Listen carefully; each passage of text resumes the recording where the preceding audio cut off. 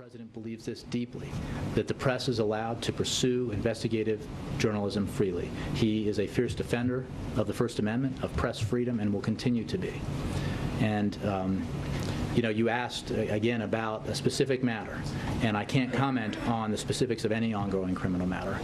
But if you're asking me whether the President believes that journalists should be prosecuted for doing their jobs, the answer is no. Okay, Charles, thoughts? I repeat, Jay Carney is underpaid. Here he is saying that the president, well, let's say the administration, which has just trashed the First Amendment, but he can't talk about it because it's under investigation, but we can all see it in front of our eyes, is a believer in the First Amendment. Why is this a trashing of the First Amendment? Because, as you said, they said that James Rosen presented this to the court was a co-conspirator. Why? Because that's the only way in which you can invade his email and his other contacts. If you can say the person involved is under criminal investigation. The reason it's a travesty is because it's a ruse. There is no chance of that ever happening. It's unprecedented. The only possible exception is the pursuit of Neil Sheehan, who leaked the Pentagon Papers that Nixon tried to prosecute and then gave up because it wasn't going to succeed.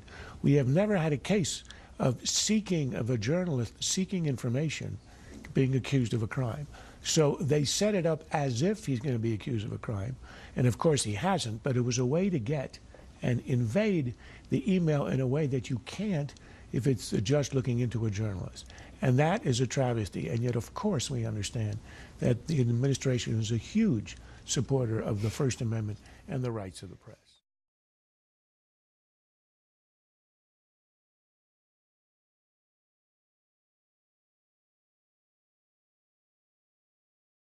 Here is what they say, that national security, Republicans who are upset about this can't have it both ways. They can't say, stop the leaks, go after the leakers, and then get upset when they are doing it.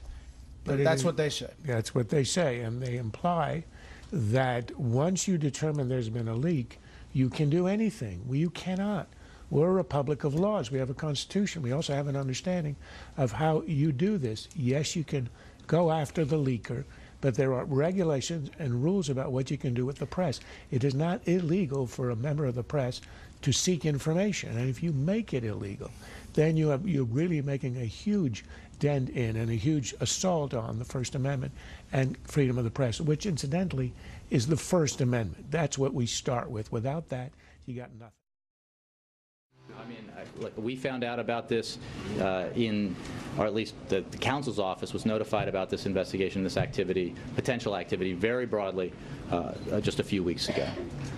And beyond that, you know, we have to, we learn about everything we know about this from what we see in your reports. After that initial notification in April, the White House counsel informed the Chief of Staff and other members of the senior staff. You're saying there were some preliminary discussions with the White House about the IRS issuing an apology through a Lois Lerner speech. There were, as I said yesterday, and as has been reported today, there were discussions between the Treasury, Chief of Staff's office, and Office of General Counsel, and the White House counsel's office and Chief of Staff's office about the timing of this information release and the findings themselves.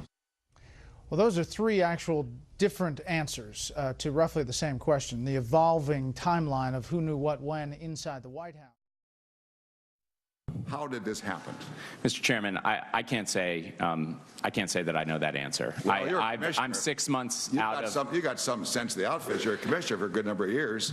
You got some idea. You've thought about this. I'm 6 months out of office. When I left, the IG was looking into this to gather all of the facts. I've now had the benefit of reading the report, and that's, you know, the full accounting of facts that I have at this point. And so I don't think I can answer that question. Well, I'm kind of disappointed, frankly, because you've had time to think about this, and you certainly have more thoughts than that. Democratic Chairman Max Baucus. Here's why this has legs. Number one, because as Kirsten says, everybody is outraged. Everybody knows what the IRS can do, and everybody's afraid of it. Second, because you now have somebody who's going to plead the fifth. In a court of law, the jury is not supposed to interpret that as hiding something. But this isn't a court of law, and we aren't a jury. Clearly, there is something happening here. Everybody understands it's a red flag. And last is the fact who was the member of Congress who was just up there. That was the Democratic head of the Senate Finance Committee. Yes, the Republicans are up in arms, but Democrats are too. And Baucus, whom we saw, isn't even up for re-election. Imagine the Democrats who are. The fact that you have a committee headed by a Democrat in a Democratic Senate who's leading all this, who yesterday submitted over 40 questions about the IRS scandal and said, I have a suspicion there's a lot here we don't know. This thing is going to go on and it could be fatal.